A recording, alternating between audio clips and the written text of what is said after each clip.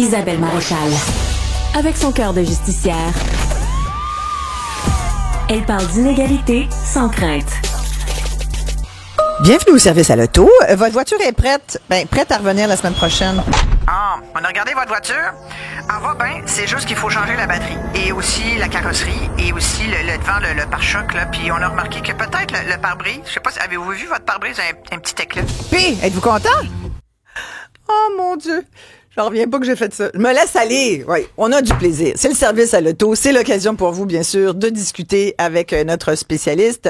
Exceptionnellement, Antoine Joubert n'est pas avec nous, mais nous avons Louis-Philippe Dubé et on est super contents parce que vous travaillez beaucoup ensemble. En fait, vous êtes comme des frères jumeaux. Absolument. Tous les deux au guide de l'auto. Merci beaucoup, Louis-Philippe, d'être là parce que vous êtes en plus, en ce moment, c'est le salon de l'auto qui a commencé. Donc, c'est une période très occupée pour toi. Je sais, j'apprécie vraiment que tu sois là et que tu puisses répondre aux questions de nos auditeurs. Tu sais qu'ils sont très nombreux à nous appeler. Ça fait plaisir. Vous pouvez le faire au 1-877-827-2346. Par texto, vous faites le 187 Cube Radio. J'aurai 2 billets pour le salon de l'auto à faire tirer.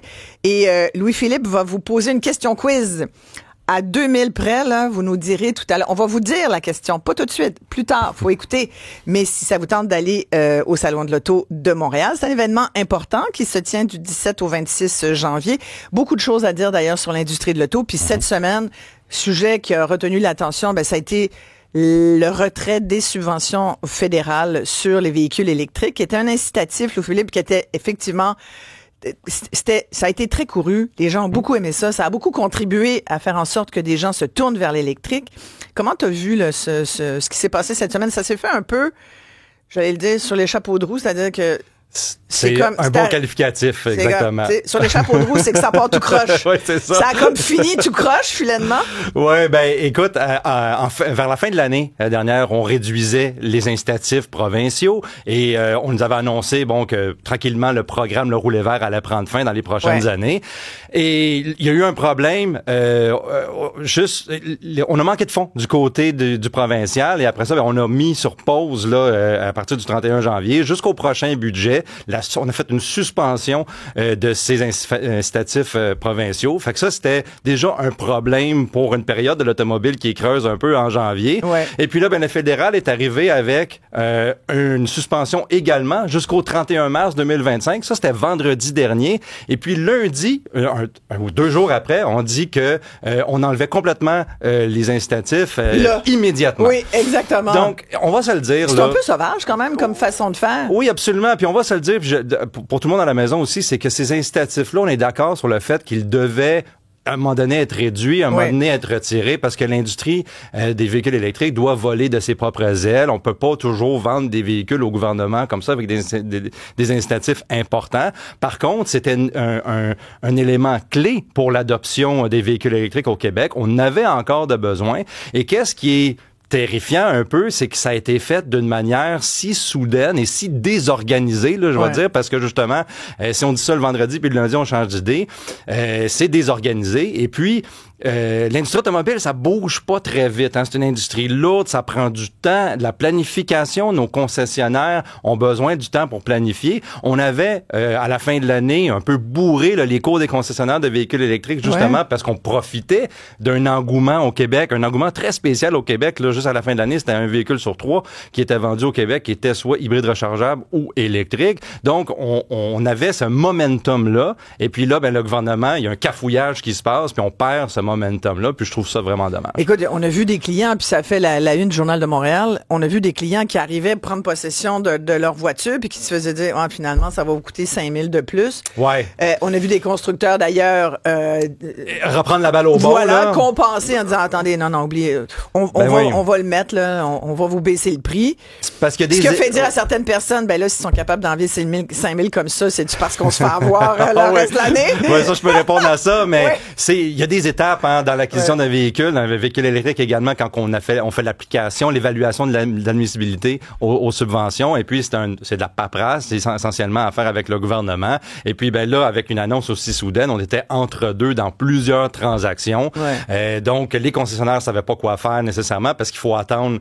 C'est 5 000 $, là, c'est beaucoup d'argent là. Et puis les concessionnaires, contrairement à ce qu'on dit, les marges de manœuvre sont pas si grosses que ça. Je suis d'accord avec le fait quand les gens disent oui. La marge de profit, tu veux dire aussi sur chaque véhicule vendu? Sur chaque véhicule vendu, oui, exactement. Donc, au niveau des constructeurs, oui, on a mis les prix des véhicules électriques. Souvent, on va regarder les véhicules électriques. Ils sont 54 995. Là, c'est juste en dessous d'un seuil d'admissibilité. Bon, on va prendre une ligne de véhicules, par exemple, puis on va tous les modèles vont commencer juste sous le seuil de l'admissibilité, puis on va mettre des ensembles d'options très très chères pour être sûr d'avoir la subvention. Moi, je pense que c'est pas nécessairement on en profitait, mais oui, vu qu'on offre ces subventions-là, faire une structure de prix telle, c'est pas surprenant.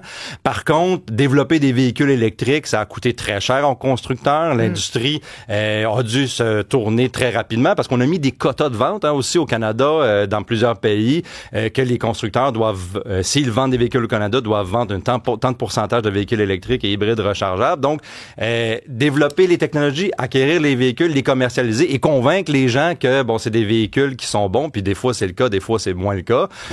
Donc tout ça, c'est une grosse machine qui tourne. Puis justement, je pense que les constructeurs allongent pour pas perdre leurs clients, là, pour pas perdre leur vente, puis pour pas perdre leur réputation nécessairement. Là. Non, effectivement. Mais ça a surpris tout le monde, ça c'est sûr. Absolument. Ça va avoir un impact, tu penses, sur la vente des véhicules, le fait que ces subventions-là soient retirées. Il y a quand même un engouement par rapport à la voiture électrique, même s'il y a encore beaucoup de gens, parce que je le vois dans les demandes au service à l'auto tous les vendredis, on en parle avec Antoine, puis il y a énormément de gens qui disent « devrais-tu attendre? » C'est la question qui revient souvent.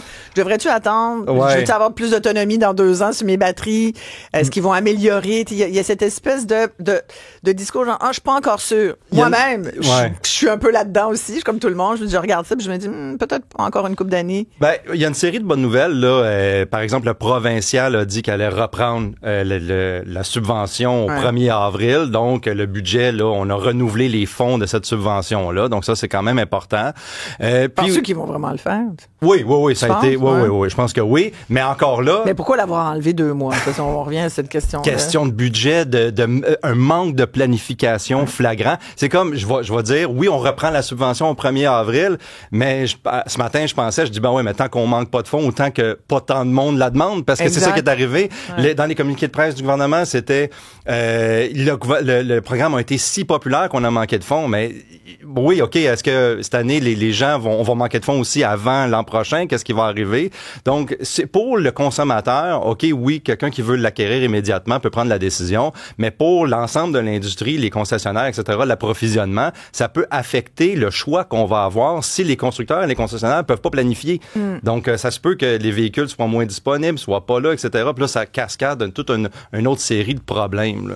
Louis-Philippe Dubé est avec moi. Nous, c'est le service à l'auto. On va s'arrêter ici. Très courte pause.